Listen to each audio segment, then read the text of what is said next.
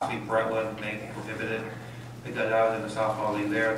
They prohibited it. That's the reason why I say that. But it was just really bringing it up to focus as to what is allowed. And now it's just kind of enforcing it where it is allowed for the ordinance. Alderman Statter? I was just going to really cover what Alderman Wallach said. The Park Board had no issues whatsoever with this language change. Everybody is happy with it being covered as long as everything is otherwise in compliance with state law and other applicable city ordinances. I would agree. This is already happening. We're just fixing some old language. Okay. Thank you. Alderman Charbonneau? Yes, thank you, Your Honor. I'm basically repeating what everyone has said thus far, but I do think it's important that it's definitely happening. I'd rather have it in code. And if there's going to be anyone that is going to get too rowdy or too obscene, they're going to be in violation of other codes. I see no issue with this code as it stands. Thank you, Your Honor. Okay. All right. See no further lights, so do I have a motion? Make the motion. I did. Okay, so we have a motion to postpone. Do we have a second? I hear no second. So under the circumstance, do I have a motion and a second for a first reading? So moved. Second. We have a motion and a second. All those in favor say aye. Aye. Those opposed say nay. Nay. Bill number, please. 1767.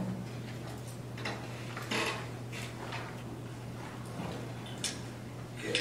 Pass that down to Alderman McGill, please. Alderman McGill, if you do the honors. Sure.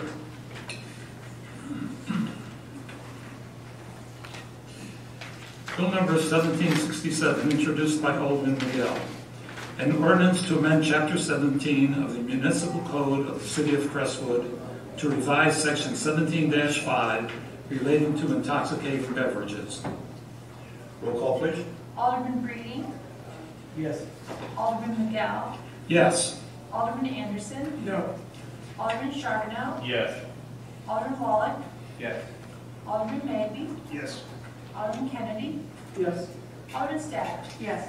7 ayes. The motion is passed. We have a motion and a second for a second reading. Second. We have a motion and a second. All those in favor say aye. Aye. Those opposed say nay. Okay. Alderman, maybe would you do the honor, please? Yes, Your Honor. Bill number 1767, introduced by Alderman Miguel, an ordinance to amend Chapter 17 of the Municipal Code of the City of Crestwood to revise Section 17-5 relating to intoxicating beverages. Roll call, please. Alderman Statter. Yes. Alderman McGow. Yes. Alderman Breeding. Yes. Alderman Kennedy. Yes. Alderman Wallach. Yes. Alderman Anderson. No. Alderman Charbonneau. Yes. Alderman Maybe. Yes. 8 ayes, 1 nay. The ordinance, bill has passed. Helen, can I clarify one thing? Sure, go ahead. I just looked at for some reason the ordinance that was just read, the title, I don't know why, but it's a little bit different. The title, just for the record, relating to intoxicating beverages in city parks. And I'm going to... It's on the, it is posted up as part of the body of the ordinance, correct? Yes, and it's different than, I don't know why this one is different than what I have and Alderman Maybe has, so. But I'm going to look at this. We can proceed to the next item, Mayor, and I will make sure that this is The reading copies doesn't have the accurate copy. Okay, so you're going to hold that. Yeah, but we're good. Yeah, okay. We've Okay. approved it. If there's an issue, I'll bring it up later.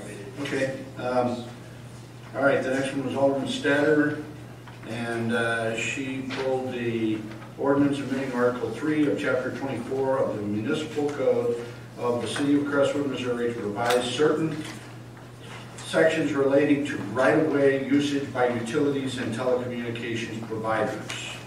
Alderman Statter. And I actually have no discussion that I would like to start on this, but I would like to request that we simply do a first reading to allow AT&T the opportunity to get back with us before we do a second reading. Okay, so we have a motion from Alderman Statter for a first reading only of this bill tonight. Do we have a second? Second. We have a motion and a second. All those in favor say aye. Aye. Those opposed say nay. Okay, so we will do first reading only. Do I have a motion and a second for a first reading? Second. We have a motion and a second. All those in favor say aye. Aye. Those opposed say nay. Bill number, please. 1768. 17-68. Okay, that's Alderman Statter, please. Alderman Statter, if you do the honors. Certainly, thank you, Your Honor.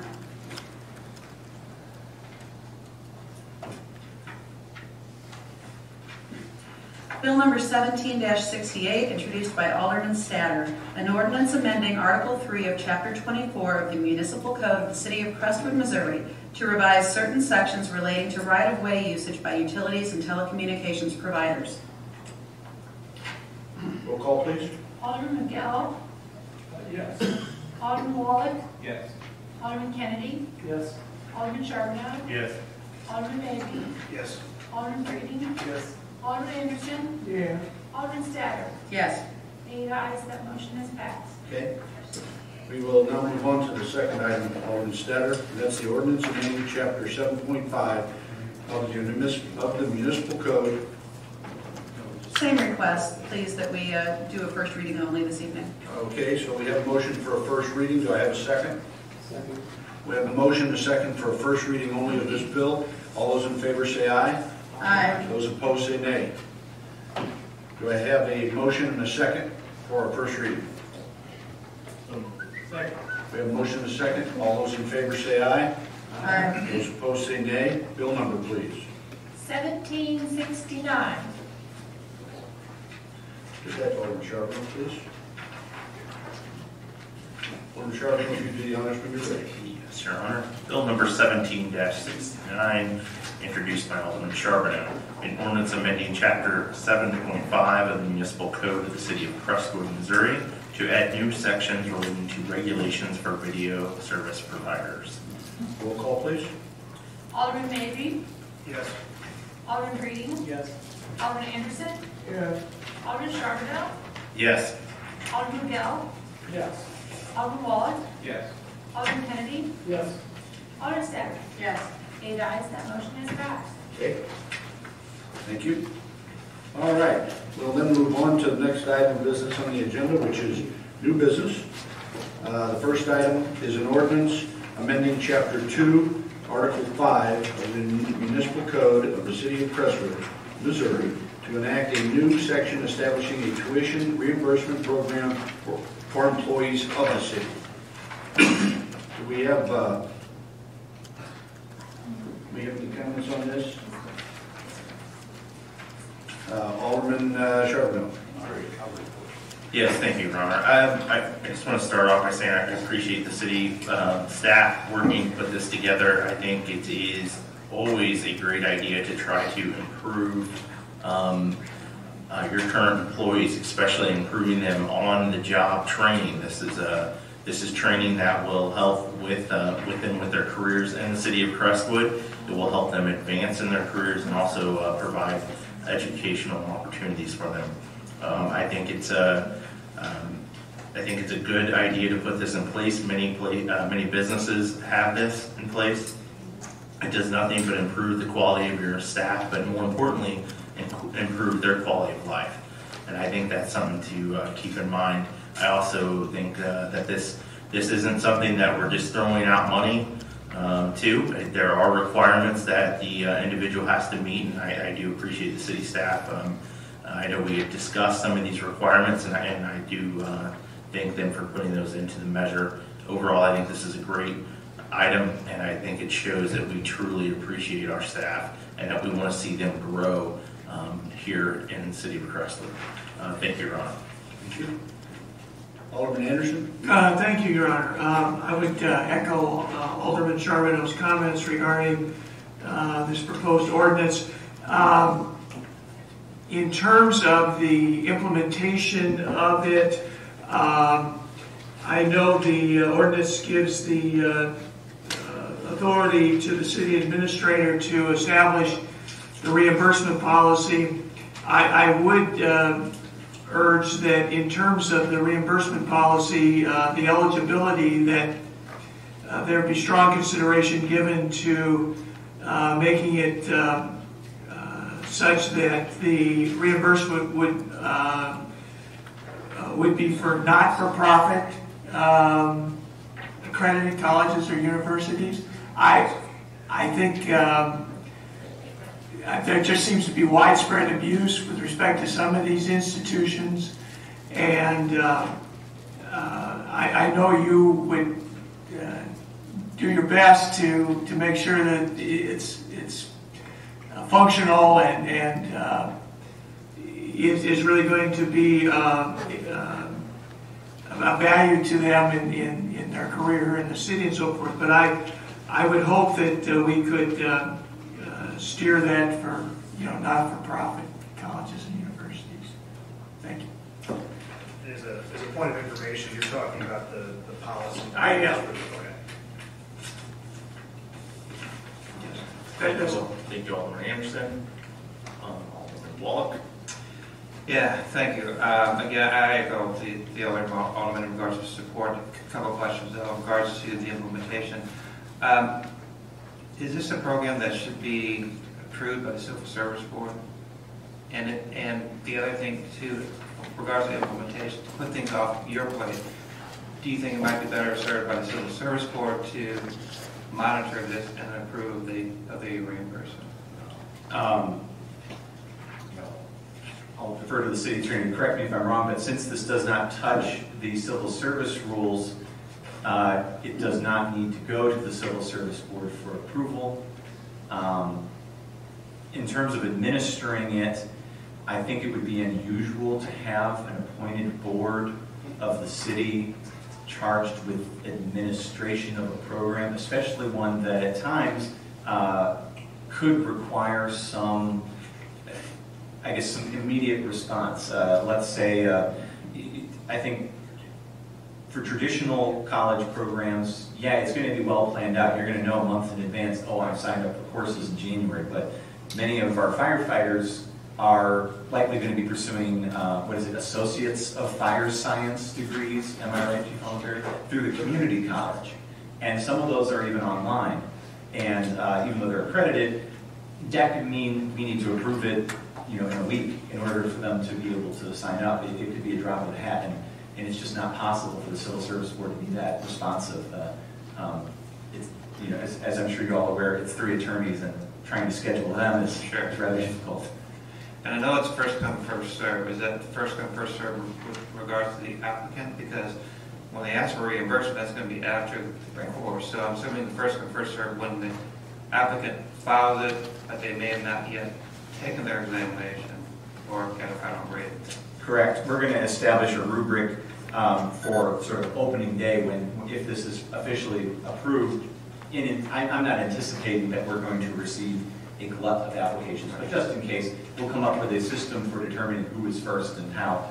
But yes, it's on the application side. We'll review it. Okay, it checks out as an approved program. It's a course that's related to your job. It's for an appropriate amount. Okay, this is approved. We encumber those funds and then hold them for reimbursement at the end. And obviously, they have to meet certain requirements in order to earn that reimbursement. But okay, all right, thank you. And I really think this is a great program. When I was first elected, that was one of the main things that I stressed to the city administrator at that time was that, and to the board through our budgeting process, was that we needed to include monies in here to better the professional level of our employees. If nothing else, it serves the city well. It also provides those employees with the knowledge to be better employees and to understand and perform their jobs better. So I think this is a great opportunity. Alderman Kennedy. I'd like just to add a couple of things. I think it's a great program, and congratulations on. that's great. Yeah, he's trying to tell me something. A couple of questions. Is there any thought process behind the B- or better for the reimbursement? Is B- at an appropriate level? Should it be B?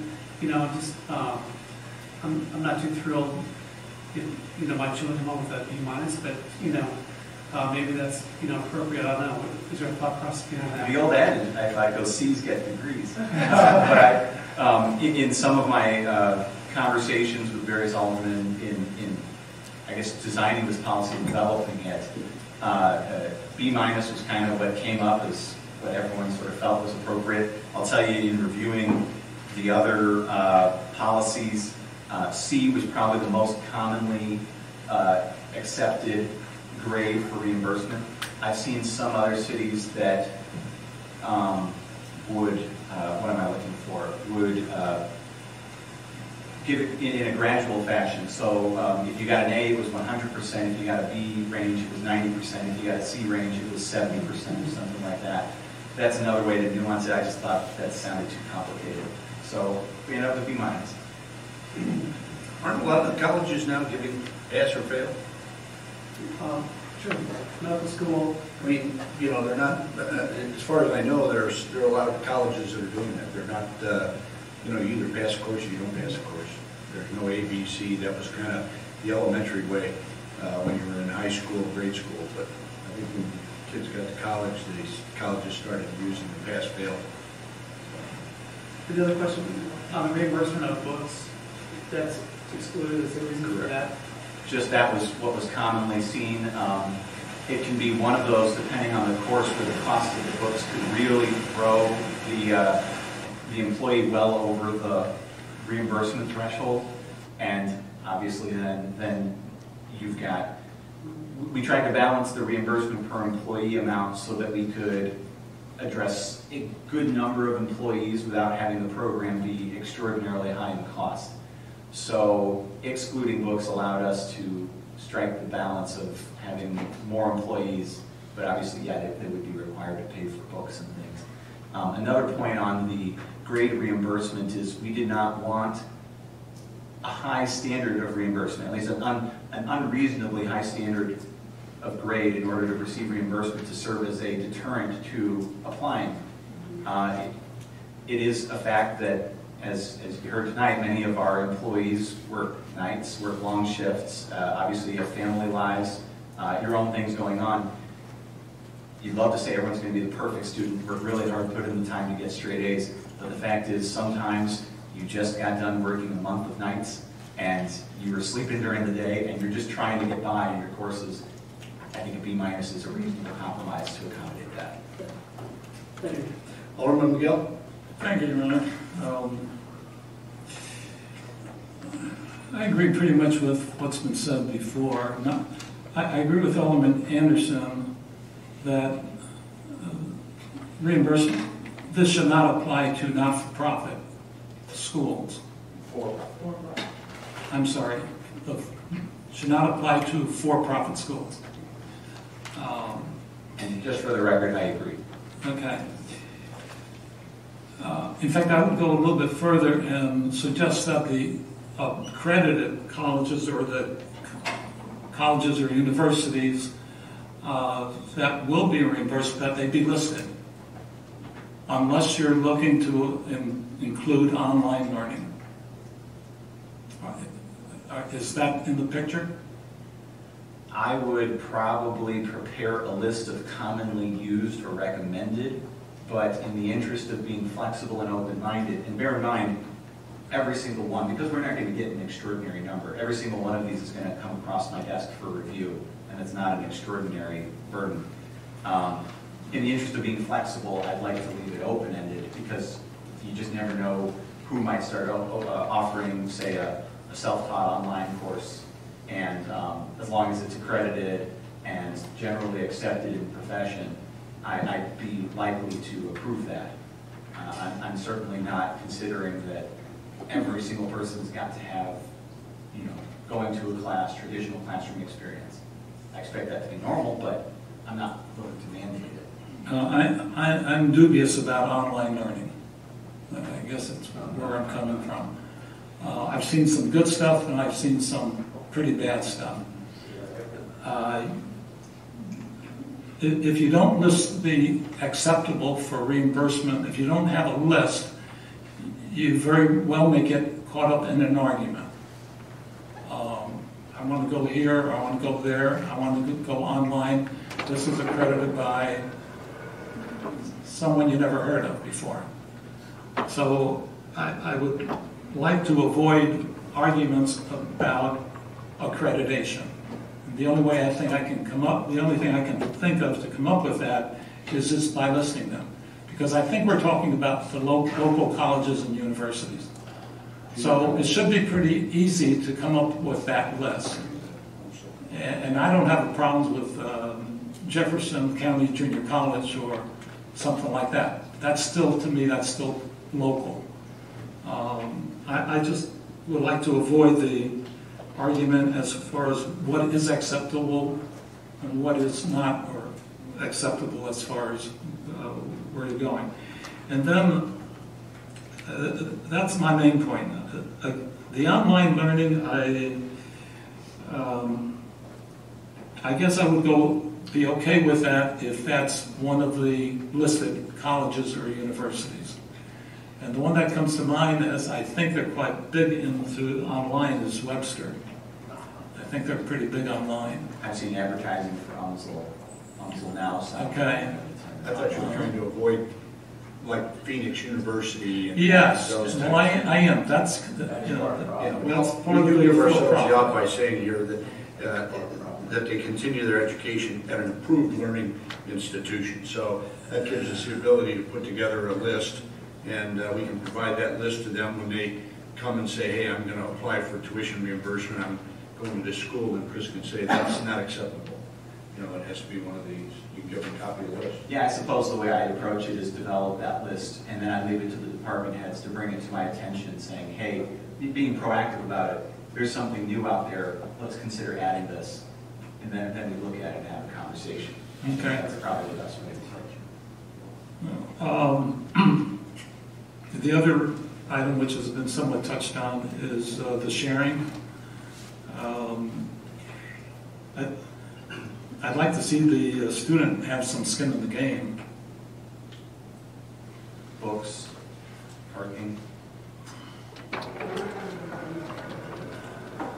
mean, the books could be pretty significant. I don't know. I know, like, the tuition costs for the fire science degree courses is just a couple $100. I'm sure the books are half of that, if not more. Yeah. I mean, typical books these days on the low end are about $100 a piece. So you can easily run into a course with a book that might be $200 or more. And your grad school, you're looking at 1,000. Yeah. Okay. Anything else, Alderman McGill? Does the course that someone is taking, must it be leading to a degree, or is it just a course in a subject of interest or a specific area that's acceptable? Or must it be part of a degree program? The way I've drafted this up is it's got to be related to their current job duties or their ability to be promoted within the organization. I would expect most of the time that's related to a degree, but I have not prepared this in such a way that it would limit you from taking a one-off course that's related to your job. Well, what if I'm in the Parks Department and I want to take a finance course, like to be an accountant or something? If their job duties or maybe if they're interested in being promoted to a supervisor position might require that or benefit from that knowledge, I'd be supportive of it. It certainly would be a conversation. Might it include a law degree? You could. Are those worth anything now?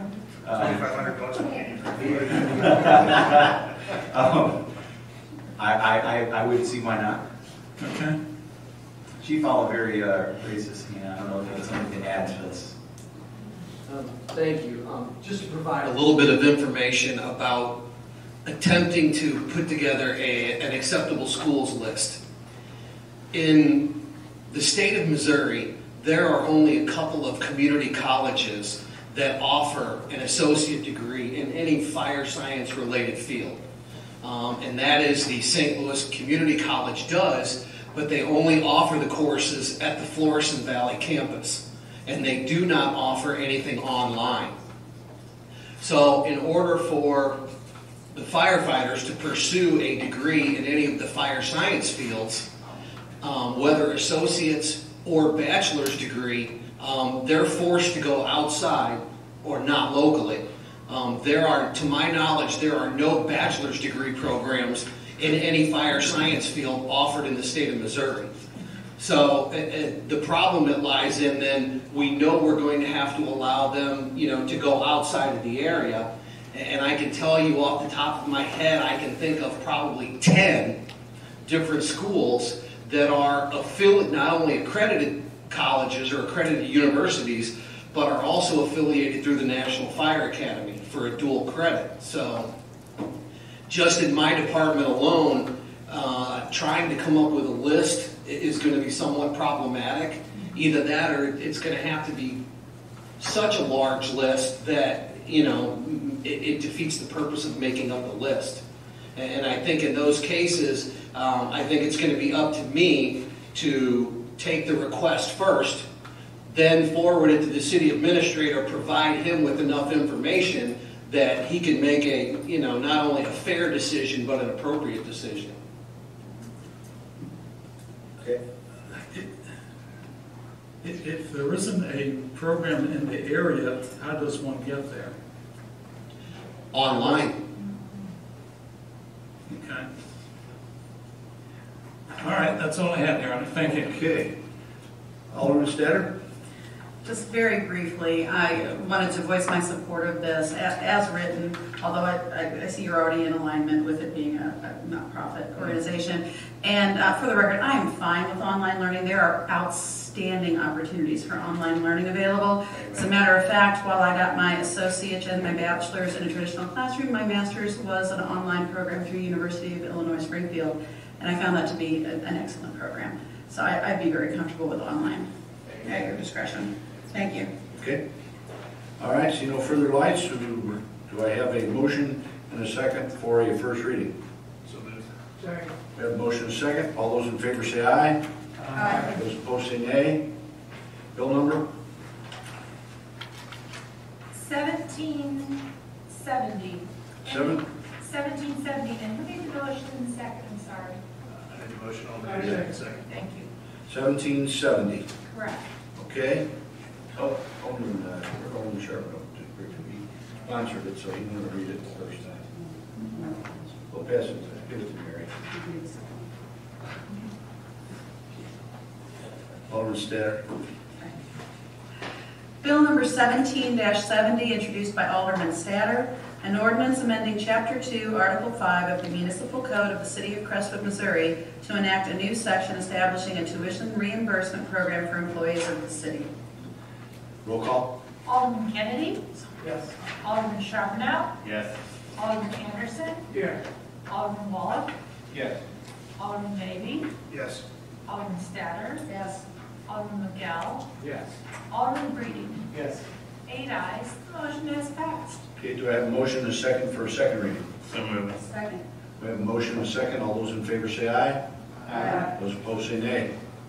Alderman Charbonneau, would you do the honors? Yes, thank you, Your Honor. Bill number 17-70, introduced by Alderman Statter, an ordinance amending Chapter 2, Article 5 of the Municipal Code of the City of Crestwood, Missouri, to enact a new section establishing a tuition reimbursement program for the employees of the city. Roll call, please. Alderman McGell? Yes. Alderman Charbonneau? Yes. Alderman Beatty? Yes. Alderman Breeding? Yes. Alderman Anderson? Yes. Alderman Wallach? Yes. Alderman Kennedy? Yes. Alderman Statter? Yes. 8 ayes, the motion has passed. Okay. We'll move on to the next item under new business, and that is an ordinance amending chapters 4 and 5 of the City of Crestwood Civil Service Rules and Regulations to revise regulations relating to the pay plan. Mr. Simpson, wish to address this? Sure. Here we are, almost a year later since the board first indicated I take a look at the pay plan. Obviously, we've heard a good deal of input tonight.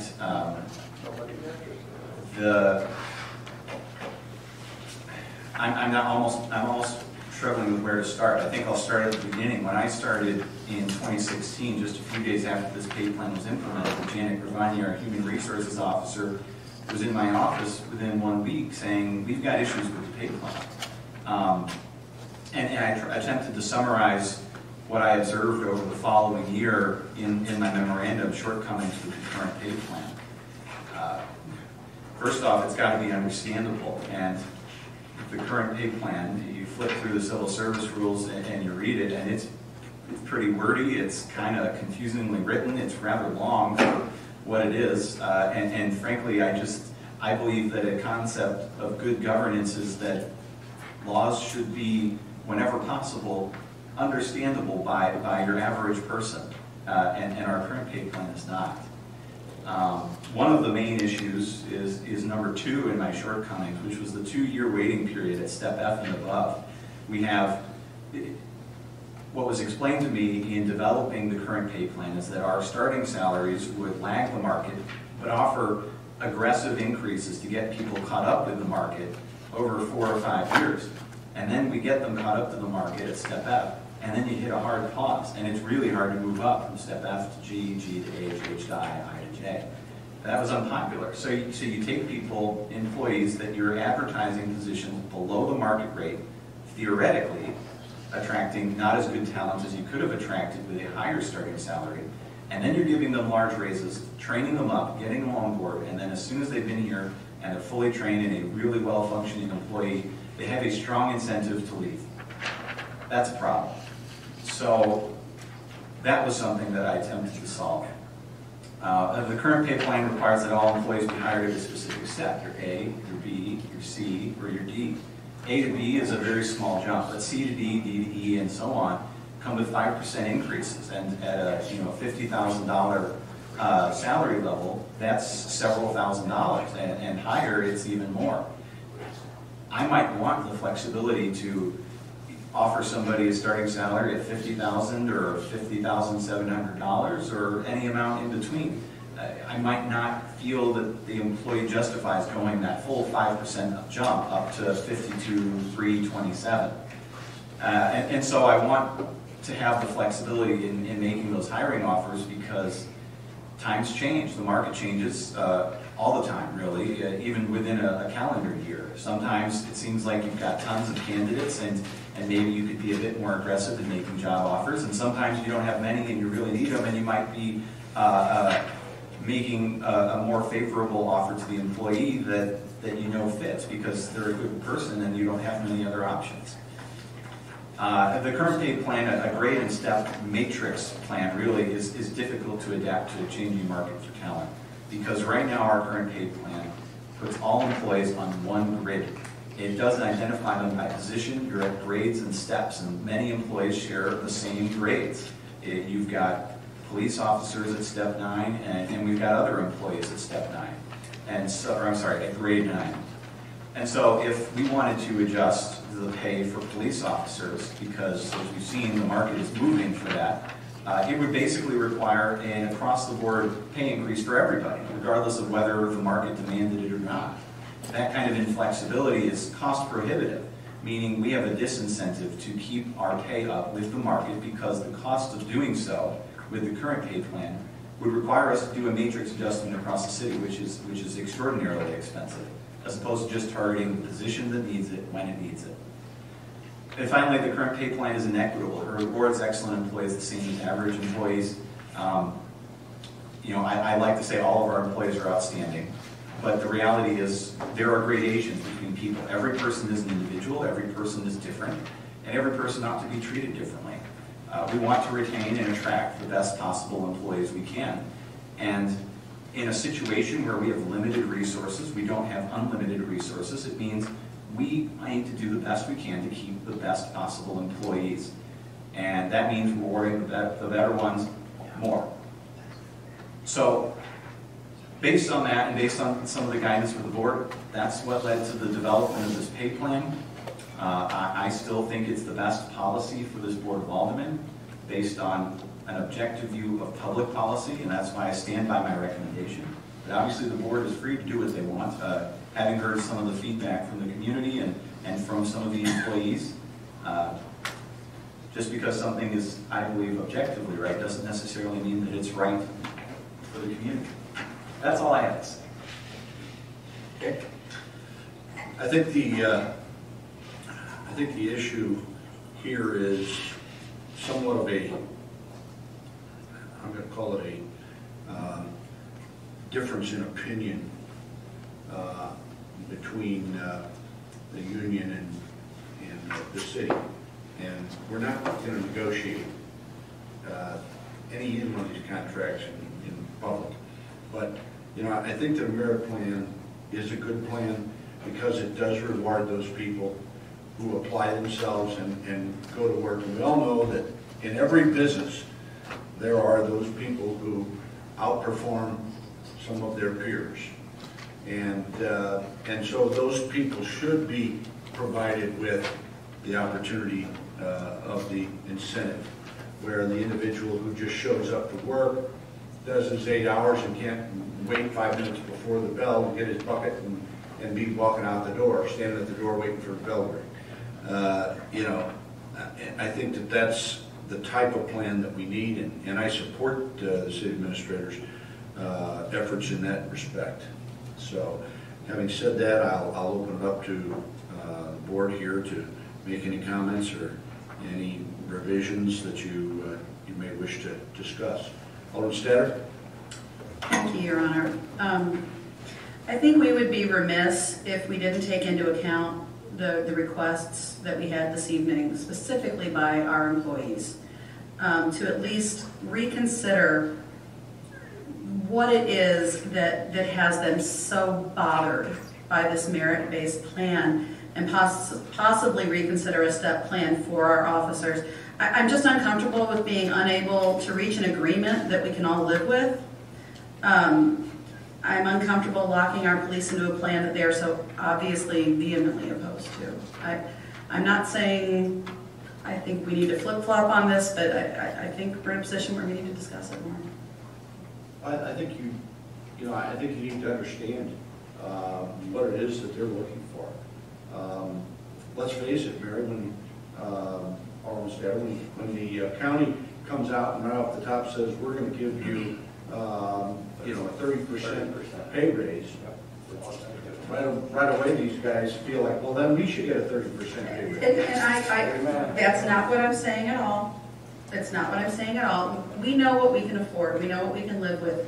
But if it's simply how those funds are allocated, if the guys that are the super performers are perfectly fine with it just being a single pool that's split out 34 ways, then I'm okay with that. If that's how they want us to allocate those funds, as long as we have recourse in this contract, that if we have people that are not performing to our standards and we have recourse, because if we have underperforming officers, that puts all of the officers at risk to my mind.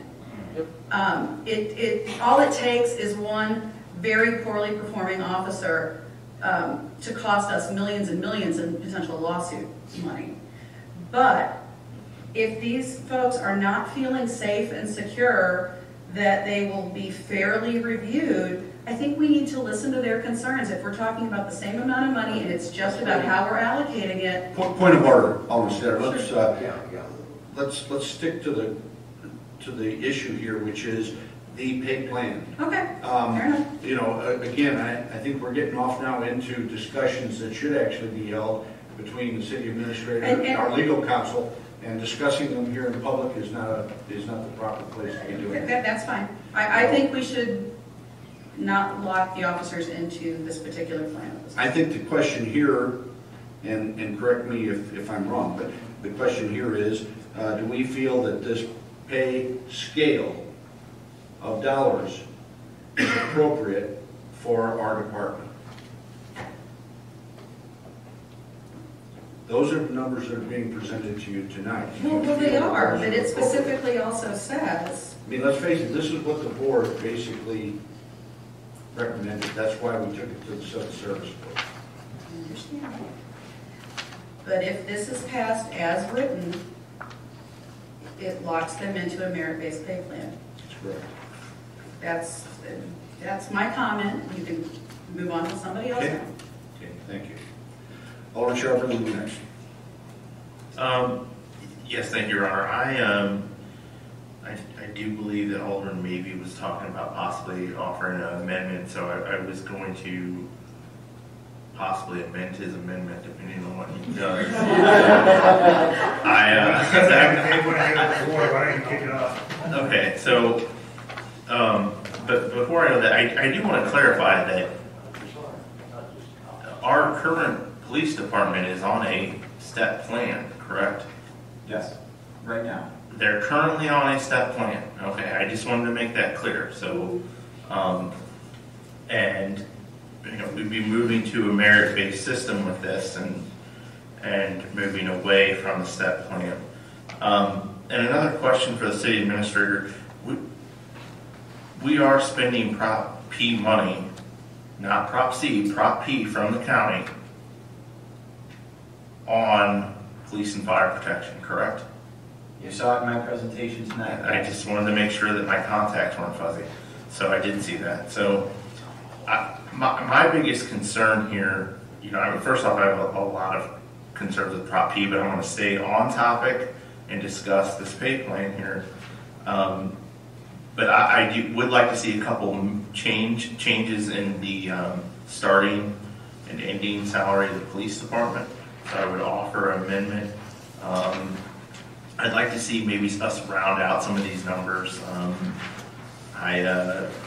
For example, most of them are $20,000 spreads. So I'd like to see, like detective go to 70, start at 50,000, end at 70,000. I'd like to see sergeant end at 80,000, and I'd like to round up lieutenant to 93,000. That is a motion I would make. And I would be willing to also do that to the starting, but I believe that was going to be possibly offered, so I'm not trying to step on anyone's toes, though.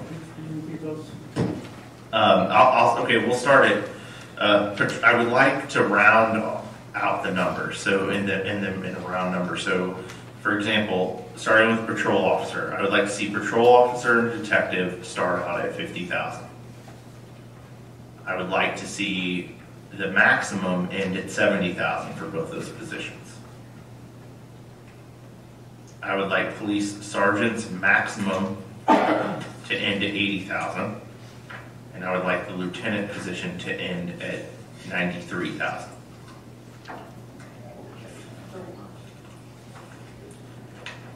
I'll second. Okay, so we have a motion and a second to adjust the patrol officer salary, which is currently listed at $49,180 to an even $50,000 starting, and the top salary from $69,406 to $70,000. We have the motion to change the top salary for a sergeant from $79,350 to an even $80,000, and the top salary for a lieutenant from $92,575 to $93,000. Both the sergeant and the lieutenant would stay at their current shown rates, which were starting at $60,000 for a sergeant and $70,000 for a lieutenant. Is that correct? That is correct, sir. Okay. All right, so we have a motion and a second to make those adjustments to the pay plan. All those in favor say aye. Aye. Those opposed say nay. Okay? So we will make those adjustments, Mr. Simpson. Okay. Anything else, Alderman Charbonneau? You had the floor. I yield the floor, Your Honor. All right, sir. Alderman, maybe? So yeah, the motion I was going to make was slightly more limited, but to the same effect. Every dollar counts, but I think it's appropriate that we took the starting salary for police officers and detectives from the $49,180 to $50, and the top to $70. for those that haven't seen the county proposal, we actually were tracking the county fairly closely on salaries prior to the passage of Proposition P. With the recent proposal the county passed, they're hiring at 52.2 or 52.208 and topping out in the high 70s. Curiously enough, even with the imbalance with the Proposition P money, with the county getting, I think it's 5/8 and the municipality splitting 3/8, and so St. Louis County got approaching $50 million. And if you look at the number per officer, it's just a staggering number that is nowhere near what we or any other city received. And so I don't think anyone in this room is doubting the value of our first responders or what they're worth or what we should pay them or can pay them. As far as comparing them across other city departments, we roughly track across the same percentiles, and by that I mean a city clerk in Crestwood makes around the same percentile as a police officer in Crestwood when you look at the regional average. And the percentile we're around is probably not where we'd like to be, but this pay plan does, I think, the city administrator spent an exhaustive amount of time looking at pay across the region and seeing what these positions were doing and trying to adjust these totals to pay more competitively. But we certainly can't match the enormous imbalance in the resources that the county is receiving. But by having a starting salary at $50,000 and allowing the opportunity for someone to make upwards of $70,000, I think that adds a degree of competitiveness. We're now moving from, prior to the adoption, if we adopt this evening, our starting pay was $45,180, so we're up about $5,000, and the top out was previously $65,406, so we're up about $4,500 there. The city administrator touched around a lot of positives on this plan. The previous plan had 5, 6, 7 positions grouped on the same step, and so if you had a hot market for one sector of employment, you either had to ignore it or you had to adjust everyone. That's been corrected. I think the salary ranges are probably not where they need to be ultimately on a long-term basis, but they're what the city can reasonably afford right now. And if our retail improves in the future, I'm sure we'll pay as competitively as we can. The budget is running a surplus, but it's, as we all saw from the budget presentation, it's not a large surplus.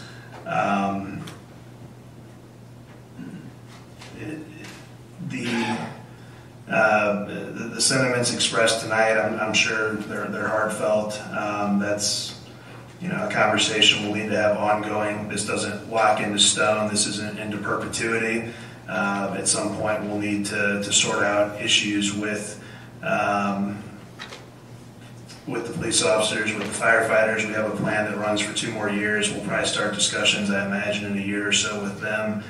The beauty of this is I imagine it's something year to year the city administrator would take a look at and see where the market is and see what we need to do with these positions. And if experience shows that we have high turnover or we're not attracting good candidates or the structure of the plan needs to be changed, that's something we can take up next year. But here we are in mid to late November, and we have to pass a budget, and time is not on our side this year. And I think there's, while nothing created by human hands is perfect, I think this is a pretty solid plan, and a lot of work and time has gone into it.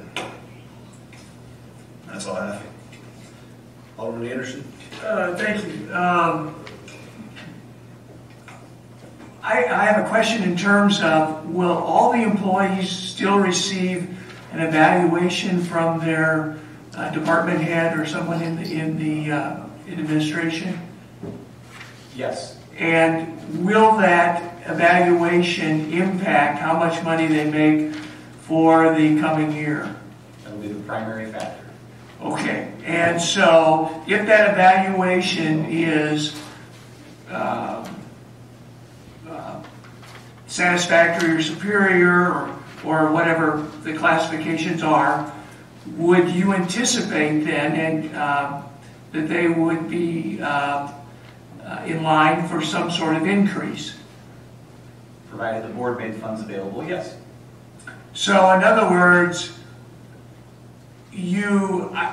what I thought I was hearing there from the folks tonight was that they were afraid they were going to be locked in to some number and it was going to be stagnant unless and there didn't seem to be any objective criteria for determining an increase, and that's why I asked the question here. It seems to me that if you've got an evaluation and if that evaluation is positive, and you would then put before us or whoever was sitting on this board a proposal that we should have an increase within the present range, I don't know what else. I mean, that seems like a perfectly reasonable solution. I mean, I don't know how else you do it unless, as I understand it, what's being proposed is that every year you get an increase whether you show up and do your job great or you show up and you just barely perform, you get the increase. And so it seems to me there has to be some component that takes into account how you're performing and in determining to proceed. And so to me, as long as I understand this pay plan, is that we've got some objective criteria for moving forward with it. It's not just you went out with your boss and you had drinks that night, that you're not going to get the raise. It's not that. It's some criteria that's well known and is enforceable and objective. And so I don't have any issues with with moving toward this. If you think about it, the current pay plan, as it's formed, does have a merit component, because when you get to F, you have to perform in a superior or an excellent manner to get a raise. You can't be average and get a raise.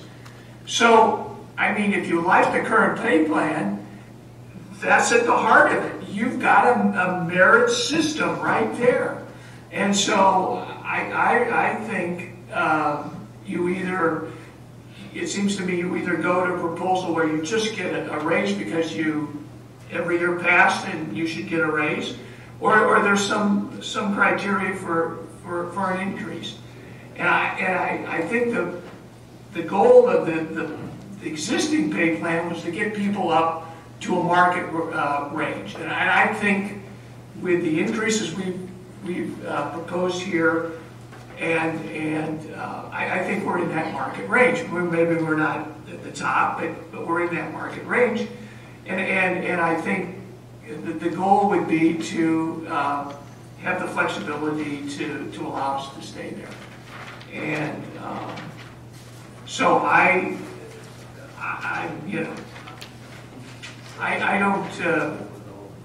think we should move forward and continue on with this pay plan. I did have one question with regard to the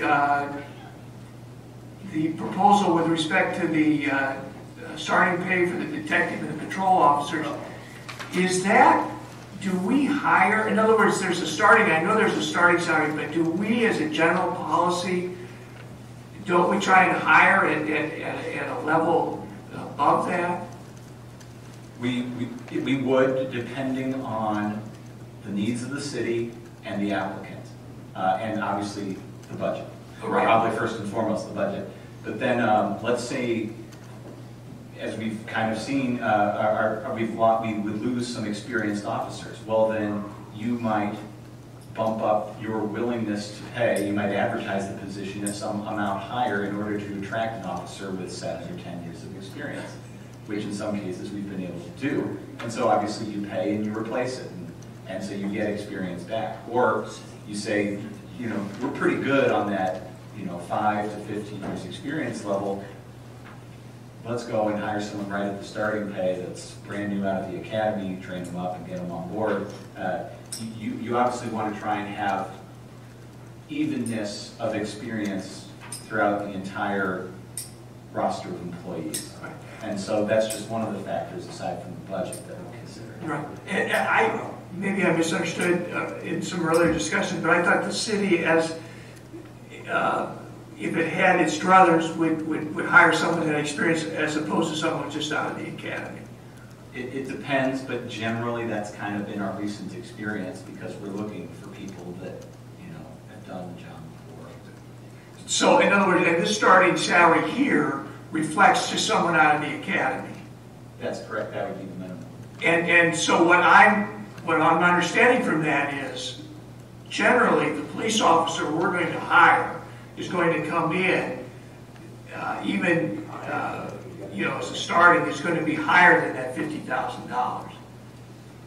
I think it's fair to say generally, yes. Probably, the rule of thumb I've kind of approached this with is within 5% of the minimum, unless needs dictate or unless some other mitigating factor dictates closer examination. But I'd be comfortable going up to about 5% above the minimum on a regular basis. But the nice thing, to me, I like it. The nice thing is every hiring opportunity is a case-by-case basis. And to me, that's important. We're a small organization. Every employee matters. 75% of our expenditures are in personnel. We need to do an outstanding job hiring people. We need to hire as best as we possibly can because we can't afford mistakes. So I want to put the effort in to have robust hiring processes, which we do. I want to put the effort in making sure that we craft and tailor every job offer as best we can.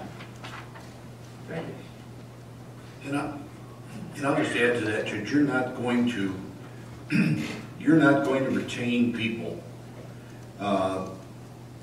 no matter what your starting salary is, because people are always looking for better, and it's not always, and I'm speaking from experience in 9 years with county, it's not always the money.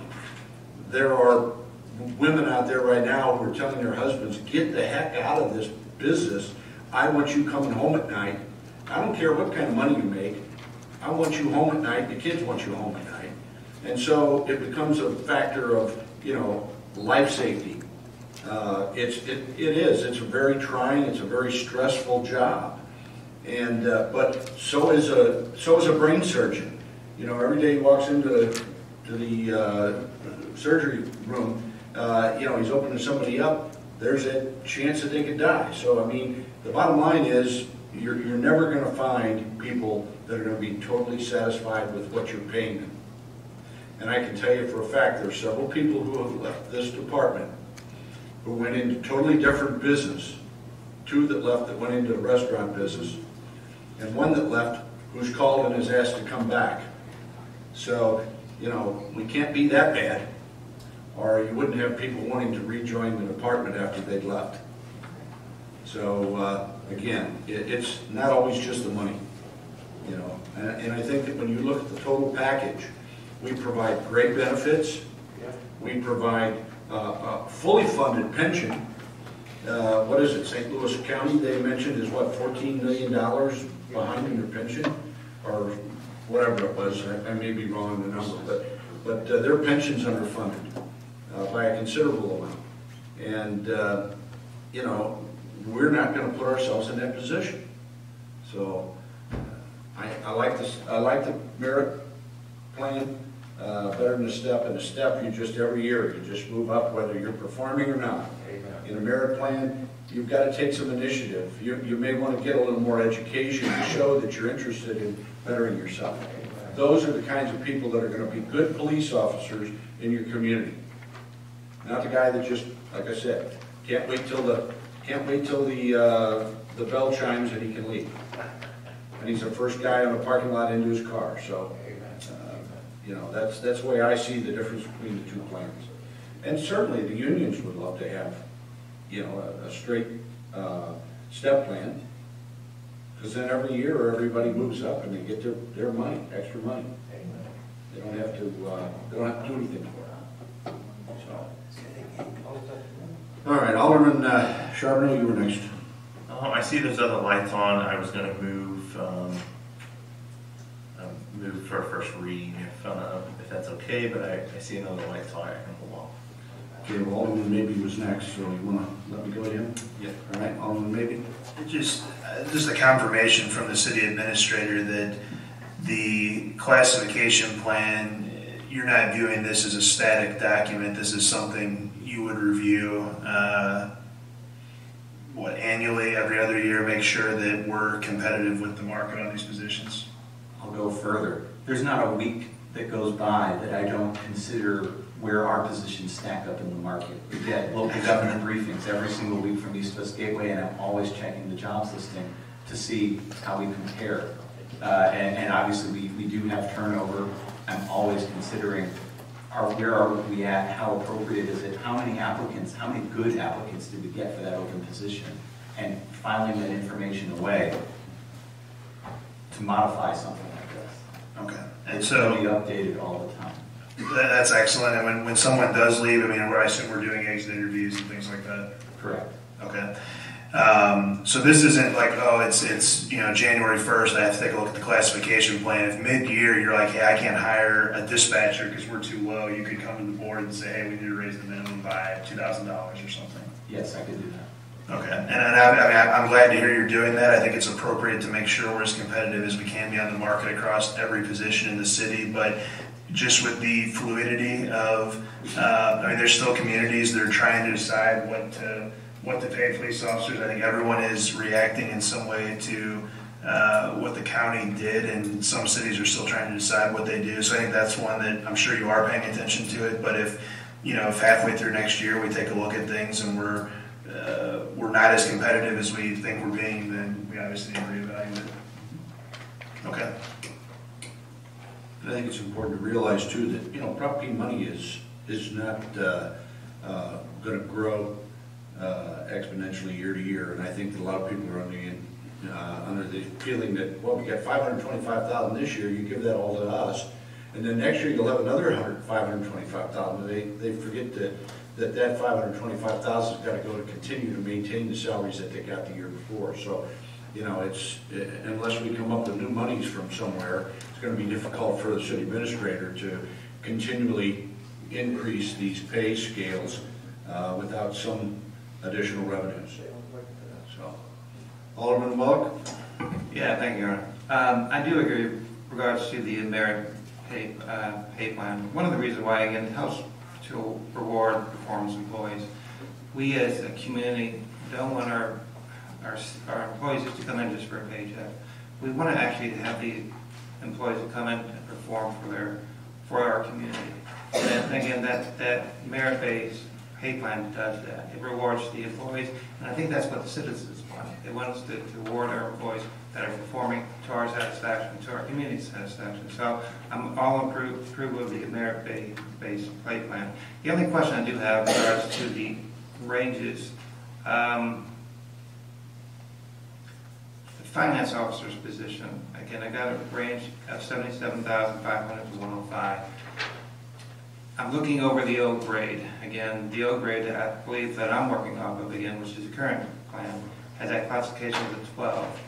And I believe now it's going to be moved up to equivalent to the deputy chief police position, as well as equivalent to the assistant chief of fire position. And I question that range, because I'm just looking over a municipal information. I believe the city of Florissant has a range of $72,000, $95,000 for their minimum versus maximum for the finance officer position. So I'm just kind of get some clarity from you as to why you feel that range may be a little bit higher than what the previous grade was for the finance officer position. With the retirement of Mr. Jett, I solicited some input from him regarding, this position and where it ought to be. I also obviously conducted my own market research. This is one of those positions, having had the vacancy, that the market was extremely tight. We had, let me see who started it. Chesterfield's finance director quit and went non-government. Webster Grove's director of administration / finance director took Chesterfield's job and then went back to their old job. Hazelwood's finance director took Creve Coeur's job, which was open from a retirement. Manchester's finance director took Hazelwood's. Town and Country's finance director unexpectedly passed away. There were all these vacancies, and all those positions were paying, I think they're starting in the upper 80s and topping out at the 120s. And I would expect that Chesterfield, Town and Country, they're going to start in excess of 6 figures for those positions. So we're competing for that talent. We're looking to fill this one position, which I think everyone recognizes is an absolutely critical, highly important position in the city at a time when most of the really, really strong applicants are not even going to look at us. We needed to be more competitive on it. To be honest, I think 70-75 is still very, very low for this position given the market. To me, it needs to be more like an 85 or 87,000. But I felt that in preparing this, that the board might balk at that. For years, again, we had, I'm going off memory now, Doug, what was his name, Justine, and then there's most recently the other gentleman. That range that we filled was in the $70,000 range, or maybe even $75,000 range. And I know the recent position, or a former finance officer, he had high credentials. He was a great gentleman. I guess I just wonder whether we as a city, we're 12, 13,000 people, is that a range that we're comfortable with, or that we need to hire a level of that expertise? And I don't know.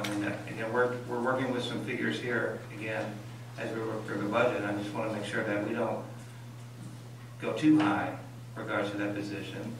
Because frankly, once you get to that high level, you're going to go to another city. You're just grooming that person to go to another city. And is that what the city of Crestwood wants or not? At a lower level, you get a person who's going to be here for 3 years, and they can go somewhere else. Again, I don't know what the city of Crestwood want. Do they want a person that's here for 10 years? Or do they want a person here that's here for 5 years? And then start looking. That's where that level, to me, is. Because I don't know what finance officer, although it's an important position to the city, but is a position that we need to maintain that level of expertise for a 10-year tenure. In my opinion, you do want to maintain that high level. It's a position,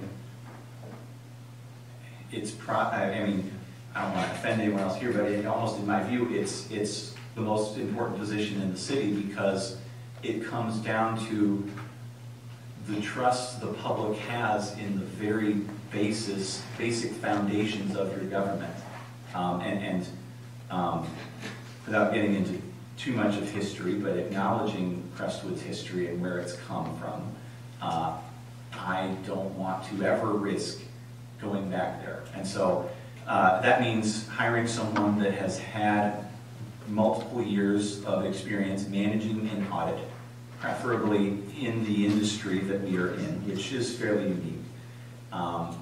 It means hiring somebody that is able to understand the nuances, intricacies, and oddities of dealing with the county and the state departments of revenue and collectors, which there are so many weird nuances and things that are done a weird way that you need that acquired knowledge in order to understand and explain what's going on with our lifeblood, the money that we take in.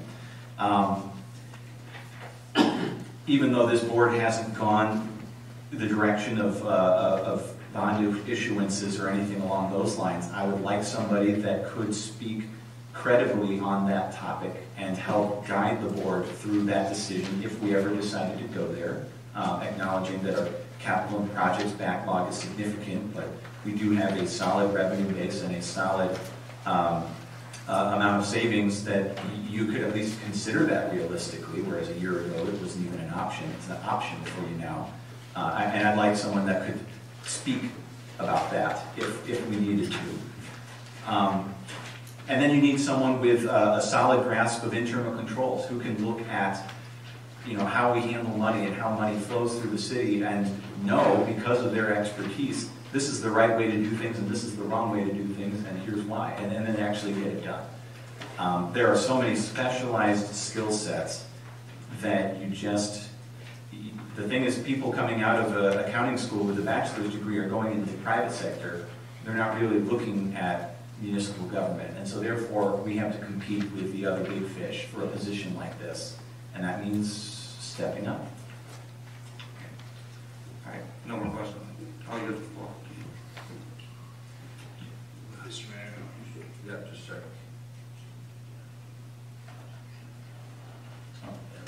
No, I guess not. Alderman, maybe. I don't know if I need to make a motion or if the board will indulge a brief third comment from me on this. I was just going to say that I don't think you can really overpay for a finance officer. I was going to point out we've had a couple people who were, in my opinion, kind of lackluster in the position. And I mean, I'm just thinking back at Rick's roster of accomplishments.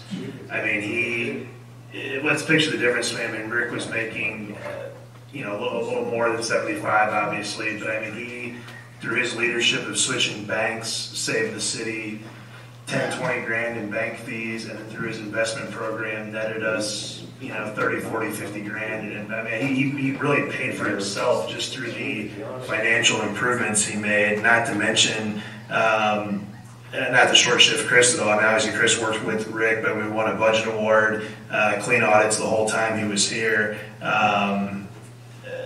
Yeah, I mean, to me, if you overpay any position in the city, it's probably that one. And I don't think this range overpays. I think we'll probably be bumping up near the upper end to try to keep getting a competitive person. But that's one, if it's ever, hey, Board of Aldermen, I'm trying to interview a new finance officer and I'm not liking the group of applicants, I'd be open to taking that range higher if that day ever comes, if we need to get a quality person. Because I think Rick set a pretty high bar, and his successor's going to have some big shoes to fill. That it? Yes. Yeah, and I think that, having some experience in redevelopment financing helps out a lot, because, you're dealing with bonds and numbers and stuff of that over my pay grade. So, anybody else? Okay, see no other lights, so we have made the adjustments to the starting pay scale for patrolmen, sergeants, and the lieutenants. Do we have a motion and a second for a first reading? We have a motion. Do I have a second? Second. We have a second. All those in favor say aye. Aye. Those opposed say nay. Can I have bill number? 1771.